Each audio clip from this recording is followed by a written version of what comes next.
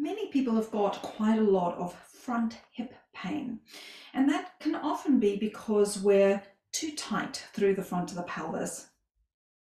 We can stretch those muscles for sure, that really works, but we want to make sure that when we're moving that we can swing the leg backwards and forwards without necessarily gripping in the front here.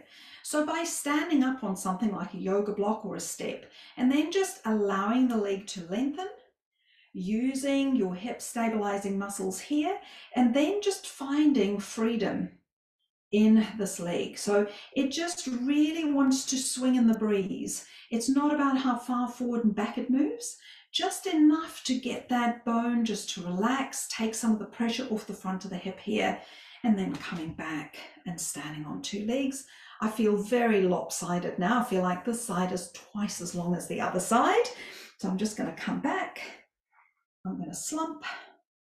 I'm going to find my hip stabilizing muscles. And then I'm going to just allow this leg to swing. This one's a little bit harder. I feel that I want to grip here in the front, and it's sort of throwing me off balance as well. Let's see if I can find that. There we go. That was a bit better.